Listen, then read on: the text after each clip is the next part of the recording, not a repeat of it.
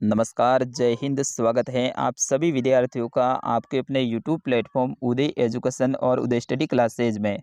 विद्यार्थियों, आज के इस वीडियो में अपन डिस्कस करने वाले हैं बोर्ड परीक्षा 2023 की दृष्टि से इम्पोर्टेंट कक्षा 8 के संस्कृत विषय की पेपर के बारे में, जो कि आपके आने वाले बोर्ड परीक्षा की दृष्टि से वेरी वेरी मोस्ट इम्पोर्टेंट रहने वाला है। और आप सभी विद्यार्थियों के लिए ये पेपर है, ये वरदान साबित होने वाला है। तो आपसे निवेदन रहेगा, वीडियो को अंत तक देखिएगा, वीडियो को लाइक कर दीजिएगा। आपका अपना चैनल है, अभी तक आपने चैनल को सब्सक्राइब नहीं किया है तो विद्यार्थियों चैनल को सब्सक्राइब जरूर कर लेना है, क्योंकि आपका अपना चैनल है। और यहाँ पे कक्षा 8 की आपको पूरी की पूरी तैयारी करवाई जाएगी। आप किसी भी राज्य से निवास करते हो, चाहे राजस्थान, मध्य प्रदेश, दिल्ली, छत्तीसगढ़, पंजाब या फिर झारखंड, जम्मू कश्मीर, किसी भी राज्य से हो, आप सभी के लिए यहाँ पे अच्छे से तैयारी करवाई जाएगी। तो आपसे निवेदन रहेगा, चैनल को सब्सक्राइब जरूर कीजिएगा।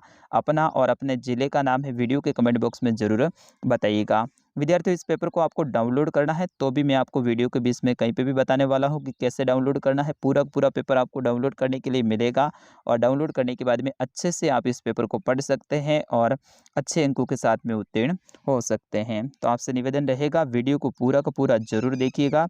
वैसे मैं आपको बताना चाहूँगा, मैं आपके संस्कृत का सर नहीं हूँ, ठीक है ना। मैं सामाजिक विज्ञान पढ़ाता हूँ, जहाँ पे पढ़ाता हूँ वहाँ पे मैं सामाजिक विज्ञान पढ़ाता हूँ, यानी आपके SST पढ़ाता हूँ। लेकिन फिर भी जो हमारे संस्कृत के सर हैं, उन्होंने इस पेपर को तैयार करके पूरा का पूरा उत्तर कुंज सहित मुझे दिया है। और आप सभी विद्यार्थियों के लिए हम इतनी सारी मेहनत कर रहे हैं, तो हमारी मेहनत के लिए आप वीडियो को लाइक भी कर दीजिएगा। विद्यार्थियों, कुछ शब्दों में है थोड़ी बहुत त्रुटि हो सकती है पढ़ने में भी और थोड़ा बहुत समझने में भी, क्योंकि मैं संस्कृत का नहीं हूं, लेकिन फिर भी मैं कोशिश करूंगा आपको अच्छे से इस पेपर को समझाऊं, ताकि आप पूरे में से पूरे नंबर लेके आएँ। चलिए बढ़ते हैं पहले प्रश्न की ओर। पहला प्रश्न आपकी स्क्रीन पे है कि शालिनी ग्रीष्म अवकाश से पितृगृहम् आगसति रेखांकित पदे प्रयुक्त उपसर्ग असति। यानी शालिनी है वो ग्रीष्म अवकाश है, यानी गर्मियों की छुट्टियों में अपने पिता के घर पे आती हैं। तो इसमें रेखांकित पद यानी जो लाइन वाला ये पद है, इसके अंदर उपसर्ग कौन सा लगा हुआ है ये आपको बताना है। तो आगसति रेखांकित पद है, तो इसमें उपसर्ग है विद्यार्थियों आ रहेगा, ठीक है ना। तो ऑप्शन नंबर ग रहेगा इसका सही आंसर। उपसर्ग क्या होता है? जो शब्द के पहले आकर जुड़ता है और उसको नया रूप देता है, तो उसे उपसर्ग कहते हैं। देखिए दूसरा प्रश्न, अधोलिखित पदेषु कत्वा प्रत्यय युक्त पदम अस्ति। यानी आगे जो शब्द लिखे हुए हैं, इनमें से आपको कत्वा प्रत्यय लगा हुआ शब्द को छांटना है। यानी ऐसा कौन सा शब्द है जिसके कत्वा प्रत्यय है वो लगा हुआ है? जैसे कि गसति, तो ये तो नहीं है कत्वा। गंतुम, इसमें भी नहीं है। और विदेश, इसमें भी नहीं है। लेकिन गत्वा शब्द है ना, इसके अंदर कत्वा प्रत्यय लगा हुआ है। तो अपना सही उत्तर क्या हो जाएगा विद्यार्थियों? ऑप्शन नंबर ग रहेगा। चलिए तीसरा प्रश्न है, भगेनु प्रदेशो बेहवाकर्षक इति प्रत्यये अस्मिन् वाक्ये अवय पदम किम असति। यानी जो आगे शब्द लिखे हुए हैं, ये वाली पूरी लाइन वाक्य, इसके अंदर आपको अवय पद है उनको छांटना है। तो इसमें इति है ना, ये एक अवय पद है, तो इति रहेगा। ऑप्शन नंबर ख रहेगा इसका सही आंसर। अगला प्रश्न देखिए, प्रश्न संख्या 4, एकदा स वने जालं विस्यार्थे गृहम् आगसतम् अस्मिन् वाक्ये सर्वनाम पदम असति। ये जो शब्द लिखा हुआ है, एक से वन है, यानी एक वन के अंदर जालम विस्यार्थे यानी जाल बिछा हुआ था, गृहम् आगसतम, तो इसमें आपको क्या करना है? सर्वनाम है उसकी पहचान करनी है। तो इसमें जो सर्वनाम है वो श है। देखिए स बने, स का मतलब ये आपका सर्वनाम हो जाएगा। चलिए अगला प्रश्न है, वो है आपका पांचवा प्रश्न, वयम वसुंधरा मन्ये। यानी आप धरती को क्या मानते हैं? वसुंधरा। गृहम यानी घर, कुटुम्बकम यानी परिवार, और शयसम सा और प्रकृति। तो इसमें आपका कुटुम्बकम हो जाएगा ना, ठीक है ना, कुटुम्ब। ऑप्शन नंबर ख रहेगा इसका सही आंसर। अगला प्रश्न है, आर्य भट्टेन ग्रंथ रचित। यानी आर्यभट्ट ने कौन से ग्रंथ की रचना की थी? अर्थशास्त्रम, आर्यभट्टियम, पंचतंत्रम, कर्मभूमियम। तो आर्यभट्ट है, इसने अर्थशास्त्र की रचना है वो चाणक्य ने की थी। जबकि आर्यभट्ट है, इसने आर्यभट्टियम जो ग्रंथ है इसकी रचना की थी, ठीक है ना। तो इसका सही आंसर ख रहेगा। अगर अर्थशास्त्र का पूछ लिया जाए तो इसकी चाणक्य ने की थी। अगला प्रश्न है, शत्रु राज्यते भारत स्वर्गभूमिय प्रस्तुत पाठस्य लेखक अस्ति। यानी जो आपका पाठ है चित्रो राजते भारत भूमि स्वर्ग भूमि अस्ति, ये जो पाठ है इसके लेखक कौन है? जो आपने पाठ पढ़ा होगा आपकी संस्कृत की किताब में, तो इसके लेखक हैं डॉक्टर कृष्णचंद्र त्रिपाठी। ठीक है ना, तो ऑप्शन नंबर ग रहेगा इसका सही आंसर। तो ध्यान रखना है, पाठ के लेखकों के नाम आप अच्छे से याद करके जाना है।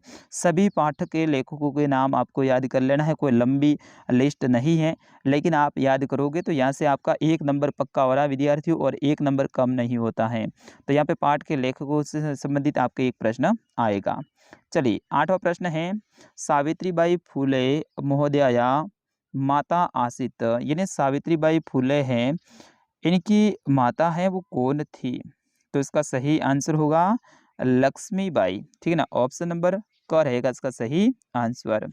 अगला प्रश्न है प्रश्न संख्या 9, कोष्टक पदेषु उसित विभक्ति कित्वा रिक्त स्थानांति पूर्यत, यानी आगे जो खाली जगह हैं इसके अंदर आगे जो कोष्टक में दिए हुए शब्द हैं इनको सही विभक्ति जो देखकर आपको भरना है। जैसे कि विद्यालयम, विद्यालयम परित वृक्षा संति, यानी विद्यालय के पास में वृक्ष हैं, तो विद्यालयम हो जाएगा आपका ऑप्शन क। उसी तरह से ख देखिए, जनके सह पुत्र गतते, तो इसमें जनकेन हो जाएगा। ठीक है ना, जनकाय नहीं होगा, जनकेन। जनकेन का मतलब होता है लोग, तो लोगों के पुत्र गत्र। ठीक है ना, तो ये हो जाएगा। उसी तरह से देखिए 10वां प्रश्न है, संधि विच्छेद संधि युक्त स कुरुत, यानी आपको संधि विच्छेद करनी है और एक में संधि करनी है। तो देखिए पहले में आपको संधि करनी है। संधि का मतलब क्या होता है? मिलान करना। दो अलग अलग टुकड़े हैं उनको साथ में जोड़ के सही शब्द बनाना है। जैसे कि अद्ध धन अपि, तो अद्ध धन अपि इन दोनों को मिलाएंगे तो क्या होगा? अधापि होगा। क्या होगा विद्यार्थियों? अधापि होगा। इसी तरह से देखिए यहाँ पे संधि की हुई है, इसको विच्छेद करना मतलब अलग करना, दो टुकड़े करने हैं। सह शेव, तो सहसा धन एव, इसका ये उत्तर रहेगा। 11वां प्रश्न देखिए, विशेष्य विशेषणानाम उसित मेलम कुरुत, ये विशेष्य पदानी है, ये विशेष पद हैं और ये विशेषण है। विशेष्य और विशेषण है, इन दोनों को क्या करना है? मिलान करना है। जैसे कि अयम, अयम का मिलान है वो संस्कृति से हो जाएगा। उसी तरह से महत्वाधा यानी, तो महत्वाधानी इतिहास से मिलान हो जाएगा। प्राचीने, प्राचीने से हो जाएगा समवाय, और एकम का हो जाएगा प्रदेश। ठीक है ना, इस तरह से आपको मिलान करना है। विद्यार्थियों मैं संस्कृत का नहीं हूँ, लेकिन फिर भी आपके लिए कोशिश कर रहा हूँ। मैं पहली बार पढ़ा रहा हूँ, रियल में बोल रहा हूँ। मैंने कभी किसी को संस्कृत नहीं पढ़ाई है और खुद भी इतना संस्कृत में ध्यान नहीं दिया, लेकिन पहली बार आपको पढ़ा रहा हूँ और अच्छे से समझा भी रहा हूँ। मेरी कोशिश है कि मैं आपको अच्छे से समझाऊँ और आपको संस्कृत में अच्छे से तैयार करूँ। तो देखिए, उसित क्रियापदानी मंसूसा से चित्वा रिक्त स्थानांति पूर्यत, यानी आगे जो मंसूजा दिया हुआ है, मंसूजा का मतलब होता है ये वाला। ठीक है ना, तो इनको देख के रिक्त स्थान पूर्यत यानी खाली जगह को आपको भरना है। जैसे कि छात्र पुस्तकानि गृहीत्वा विद्यालयम, छात्र हैं वो पुस्तक लेने के लिए कहाँ जाते हैं? विद्यालयम गसति, तो गसति गस्यन्ति हो जाएगा, तो इसमें गसंती आप भर लेना है। उसी तरह से ख देखिए, मालाकारम पुष्पे माला, मालाकारम का मतलब है माला बनाने वाला है, वो पुष्पों की माला क्या करता है? रस्यति, यानी रचता है। रचने का मतलब है बनाता है, तो रस्यति हो जाएगा। उसी तरह से ग देखिए, मम मनीष एका जिज्ञासा वर्तते, इसमें हो जाएगा वर्तते, यानी मेरे मन के अंदर एक जिज्ञासा बन रही है या फिर जिज्ञासा है, तो वर्तते आ जाएगा इसमें। ठीक है ना, और अगला देखिए, सहसा बालिका तत्र असत। ठीक है ना, अगला प्रश्न है प्रश्न संख्या 13, मालायाम मनोदशा स्वास्थ्याम न प्रतियन सम, तो इसमें आपको क्या करना है? इसको आपको पूरा करना है। जैसे कि विशेषणम, तो इसमें स्वस्थता हो जाएगा, और विशेष्य है वो मनोदशा हो जाएगा। इन दोनों को आपको करना था, एक तो विशेष्य को अलग करना था और एक विशेषण को अलग करना था। तो विशेषण आपका स्वस्थता हो जाएगा और विशेष्य है वो मनोदशा हो जाएगा। प्रश्न संख्या 14, रेखांकित पदानि अद्वितीय प्रश्न निर्माण कृत, यानी जो आगे रेखांकित पद है इसकी जगह पे आपको प्रश्न निर्माण करना है, यानी प्रश्न बनाना है। कैसे बनाएंगे? बना लेते हैं, कोई टेंशन नहीं है। जैसे कि भोज पत्रोपरि लेखनम आरंभत, तो भोजपत्र है इनका लेखक है वो आरंभ करता है। तो यहाँ पे जो लेखन लेखन है ना, इसको हटाना अपन को क्या करना है, जैसे कि भोजपत्री किम आरंभ, किम का मतलब है कौन करता है, ठीक है ना। तो यहाँ पे किम आ जाएगा, आपका प्रश्न निर्माण हो गया, यानी प्रश्न बन गया। उसी तरह से मानवा वृक्षाणाम सायायाम वीरमंती, यानी मानव है वृक्ष की साया के अंदर नीचे बैठते हैं। तो यहाँ पे वृक्षाणाम है, इसकी जगह पे आपको प्रश्न निर्माण करना है। तो इसकी जगह पे आप क्या करोगे, कैसा सायायाम वीरनम, तो मानवा, ठीक है ना। तो इस तरह से आपका ये हो जाएगा इसका प्रश्न निर्माण। फिर उसके बाद में देखिए 15वां प्रश्न, कोष्ट के दत्तानि शब्देषु संज्ञा पदानि चित्वा, यानी यहाँ पे आपको आगे शब्द दे रखे हैं 3, इनमें से एक का चुनाव करते हुए खाली जगह में भरना है। जैसे कि पहली खाली जगह है पूर्व दिशायाम उदेति, यानी कौन पूर्व दिशा में मतलब उनका जो उगता है, तो वो हो जाएगा आपका सूर्य। सूर्य पूर्व दिशायाम उदेति, यानी सूर्य है वो पूर्व दिशा में उदय होता है। उसी तरह से ख देखिए, महिला तड़ाघात जल नश्यति, ठीक है ना। तो इसमें जलम आ जाएगा, ठीक है ना। अगला देखिए, अधुना आपणो वस्तुकार्थम रुकणम आवश्यक नास्ति, और अगला रहेगा इसमें सामाजिक, इसमें आपका सावित्री हो जाएगा। विद्यार्थी पूरा पेपर समझाऊंगा तो बहुत लंबा वीडियो हो जाएगा, लेकिन फिर भी मैं आपके लिए कोशिश कर रहा हूँ। हाँ, इस पेपर को डाउनलोड करना है तो आप जा सकते हैं, आप हमारी वेबसाइट पे इस वीडियो को पूरा देखने के बाद में गूगल में जाना है, और गूगल में जाके आपको सर्च करना है uday-study.com। क्या करना है विद्यार्थियों, uday-study.com। जैसे आप उदय स्टडी सर्च करेंगे तो वहाँ पे हमारी वेबसाइट आएगी, उसके अंदर क्लास 6 to 10th वाला ऑप्शन मिलेगा, वहाँ से आप पेपर को डाउनलोड कर सकते हैं। लेकिन पहले इस वीडियो को पूरा देख लीजिएगा। प्रश्न 16 है कि अधोलिखिताम प्रश्नानाम उत्तराणि पूर्ण वाक्यम लिखत, यानी आगे जो प्रश्न लिखे हुए हैं इनके उत्तर आपको पूरे वाक्य में लिखने हैं। कौन से प्रश्न है देखिए, कस्मिन उद्याने वृक्षा उपयजन्ति, यानी कौन से उद्यान, यानी बगीचा है उसके अंदर वृक्ष उपजे हैं, यानी उगते हैं। तो इसमें हो जाएगा करग दोए उद्याने, ठीक है ना। तो यहाँ पे करग दो उद्याने हो जाएगा। उसी तरह से ख है कि संचल व्याघ्र कुत्र दृष्टवान, तो संचल व्याघ्र है वो वन को देखा, उसने क्या देखा, वन को देखा। अगला देखिए, प्राचीन इतिहास से का स्वाधीना आसत, यानी प्राचीन इतिहास में क्या आसन है, तो सप्त भिन्न, इसमें सप्त भिन्न हो जाएगा। और केन पीड़ित वैभव बहिरागत, तो इसमें हो जाएगा पच्छ, ठीक है ना। अगला प्रश्न देखिए, प्रश्न संख्या 17, अधोलिखित प्रश्नानाम उत्तराणी एक पदेत लिखित, यानी आगे प्रश्न लिखे हुए हैं, इनके उत्तर एक शब्द में लिखने हैं। स्वीकीय साधनम की भवती, यानी आपके पास में क्या साधन है, तो अपने पास में सबसे बड़ा साधन है वो बलम है, यानी अपनी शक्ति है, तो बलम हो जाएगा, ठीक है ना। इसी तरह से यम भू कस्मी युतानाम असति, यानी ये जमीन है वो कैसी है, तो ये है प्रबंधे, ठीक है। अगला देखिए, कस्य यश नश्यति, यानी कौन यश का नाश करता है, तो लुब्धस्य यस्य नश्यन्ति, यानी लुब्धस्य इसमें आ जाएगा। लुब्धस्य का मतलब है लोभ है वो यश का नाश करता है। यहाँ पे सर ने थोड़ा सा गलत लिखा है, बुद्धस्य लिखा है, लेकिन लुब्धस्य होगा, ठीक है ना। इसी तरह से देखिए, पथि के विषयाम प्रखरा, तो पथि है वो पाषाणाम विषयाम प्रखरा, तो पाषाणाम हो जाएगा।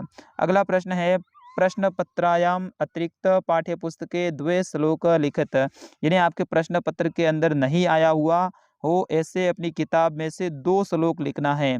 तो विद्यार्थियों 2 श्लोक आपको कम से कम 5 श्लोक याद करके जाना है। 2 तो आपके पाठ्य पुस्तक इस पेपर में आ जाएगा और 2 यहाँ पे लिखना पड़ेगा, ठीक है ना। तो यहाँ पे 2 श्लोक लिखोगे तो आपको 4 नंबर मिलेंगे विद्यार्थियों। 4 नंबर हैं वो कम नहीं होते हैं, 4 लाइनें तो लिखनी है आपको। अगला प्रश्न है प्रश्न संख्या 19, क स्तंभे दत्यम श्लोकासान ख स्तंभे स सुमेलित, यानी क स्तंभ को ख स्तंभ से मिलान करना है। तो जैसे कि गिरि शिखरे ननु, तो गिरि शिखरे ननु है निज निकेतनम, तो इसमें निज निकेतनम हो जाएगा। विनयन यानम, तो विनयन यानम है वो नगारोहणम हो जाएगा।